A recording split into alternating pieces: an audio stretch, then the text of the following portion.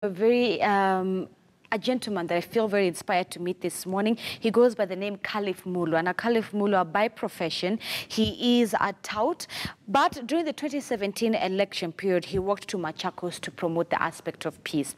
This time around, he will be walking as well as cycling through East Africa countries to raise funds for the disabled in society. Mulwa, it's so good to have you here in studio. Thanks. That is very inspiring. Yeah. So by profession, you're a tout, but you also love to preach the aspect of peace. Yeah, you know, without peace, you cannot do anything.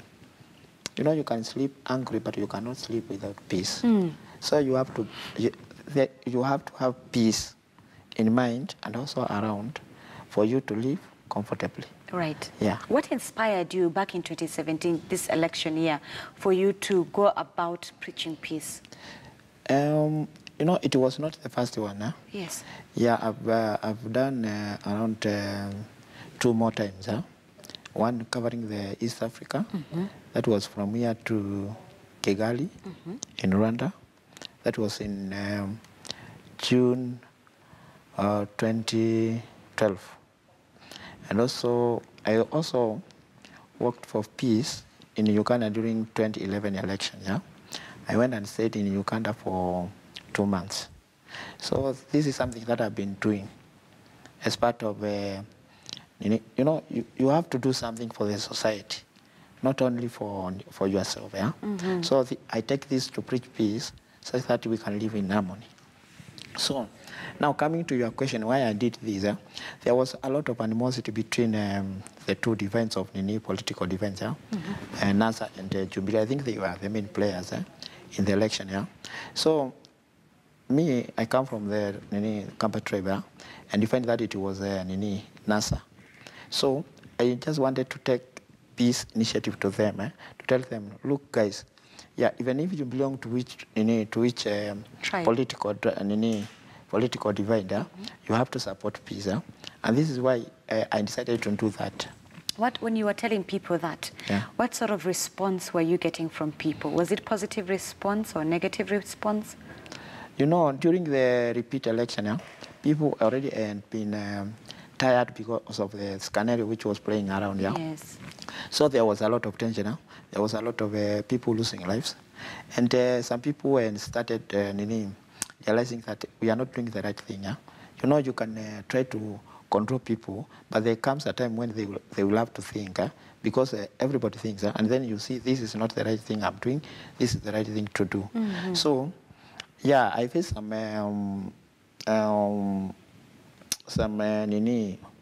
when I was working, you find that especially, you know, it was not only Machakos, it was Ukambani region. So I started my work from Nairobi. I first to Kangundo, and then I went to Matu to Mwingi. And you know, Mwingi, it's the backyard of Honorable Kalonzo Musyoka. So there I faced a lot of animosity, but I tried to explain to people. And thank God that I was not injured or I was not beaten. And you've been doing this all alone, or you have a group of people that you work with and preach peace? You know, to walk is not something that is simple. You have to prepare yourself, And I was alone because, you know, it is not something easy to do. You have to put a lot of emphasis on the preparation. And when we are talking about preparation, we are also talking about your mental preparation spiritually and also physically, because it is very tiresome. You know, you are walking a distance that I covered a distance of around 700 kilometers. Wow. You see, from here to Mwingi, and then you go back to Kitui, Kitui to Machakos, Machakos to Wote to Makindu, and then Makindu to Nairobi within 22 days. And, you know, I had a flag which was written Jubilee to Pamoja, but on the flag, it was about message. We need peace. So that is what I tried to differentiate myself from the other workers, and I can send that messenger. Then when you see the message on my flag, you'll approach me. What are you doing, Gaia? You see? And then I try to explain to you. And then like there is a place in Makutano. Makutano is between Wamunyu and Masi. And also that is the junction to Mwala. I found a group of guys. So the KTN had hired my story. So they were awaiting me. And then we tried to discuss a lot of issues. And then we diverged, and also some others were supporting me. And then I could see that I was gaining some I was putting the information that I wanted people to reach to the people. Also in Emali. In Emali, they taught me something that was interesting. They taught me that even Raila and Ruto have never stepped on Emali. But you are here. So who are you to come and tell us to support Jubilee? I told them I have my own preservation about Jubilee and also about NASA. But I think the most important thing about the whole issue is that I want us to maintain peace. Yeah. Mulwa, you had mentioned earlier that in 2011 you're in Rwanda for 2 months. Not Rwanda, in Uganda. In Uganda for 2 months. It was well documented in Uganda. Yes. And I stayed in a place called Nanguru, and there is where there was a communication bureau for NRM.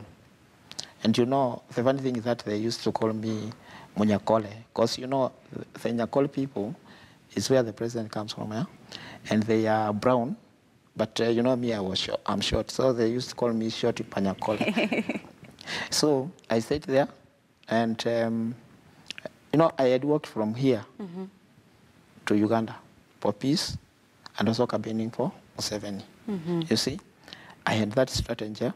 And then after that, on June 2012, is when I started the work from here to Kigali. So what inspired you as a Kenyan to leave your job, because by profession you're a tout, to leave your job, what puts food on your table, and go to Uganda and also preach peace for them? You know, for one, Uganda is I think Uganda is the most important country to Kenya, as far as trend is concerned, and also the neighbor. Leave alone those small issue about politics and the government issue about Minging and all that. You find that Uganda is the biggest Kenyan trender as far as export and imports are concerned. And you know, without peace in your neighbor, you cannot sleep well. So Uganda, I saw that I had that chance to go and also preach peace, you see. And you know, during that time, there was a lot of animosity between now Museveni and the Bisinje.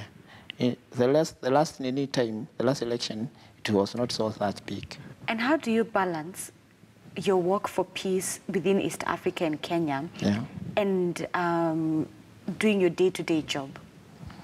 You know, everything you do, it depends. And in most cases, you find that when you believe in something, you'll achieve what you want.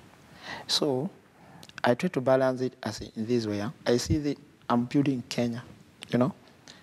I ask myself, and even my friends, what have you done for Kenya so that Kenya can do for you? You know, when I preach peace, and there is peace in Kenya, also that peace will help me and you and my friends to be in peace. And then, like now, for example, during the election, there was a lot of skirmishes, but now things have cooled down. And now you can see that there was a time that such a tribe was not speaking to such a tribe, but now we are living in harmony. Why? Because we have peace. So when I preach peace, that peace comes back. You see? And Mulwa, do you feel as if our politicians, not only just here in Kenya, now that you've had experience with Uganda and walking to Kigali as well, do you feel as if Africa's politicians, especially here in East Africa, are genuinely concerned about peace, or for them it's just putting their needs first? You know, from the word go, you must know that politics is a dirty game, and in every field there is that survival tactics for you to survive. You see? But to me, those politicians in East Africa, they are not genuine about peace. They are genuine about what they want. And do you think citizens themselves, common mwananchi, are sensitive enough? They are sensitive enough to know that peace is more important between my neighbor than my political affiliation? You know, the biggest problem in Kenya is not even not terrorism. The biggest problem in Kenya is tribalism. Because, you know, with terrorism and all other issues, those issues can be handled professionally. There are those organs which can play, they can tackle those things. But when we come to tribalism, that is not where the problem is. Lastly, Mulwa, Yeah. Funding for your work. Yeah. You're seeking to fund your work. Yeah. Where are you going to next? You know, with everything I do, I have to look for option A and option B. Like now, for example, the work for peace, I approached the Jubilee. They did support me, but I had to go for it because I had saved fund for that. Now, as now we come to the issue of East Africa, this is now the reason as to why I'm here. Because, you know, I'm looking for around 120,000 to go for such a work. But what I have is around 60,000. Also, there are so many resources that are needed for me to make the idea succeed. Like now, for example, there is resources of clothing and all that stuff. Also, there is security. There is where the Kenyan government will come into. I have written a letter to the concerned ministries, that is 3 ministries. There is Interior Ministry, there is Foreign Affairs, and also Minister of East Africa and Northern Corridor Development Project, and also the President. Because, you know, what I'm trying to achieve is not only for Kenya, it is for East Africa. And not only for East Africa, it's for the entire world. Right. No, the issue of East Africa is only for this year. Next year, I'm planning to work from South Africa to Kenya.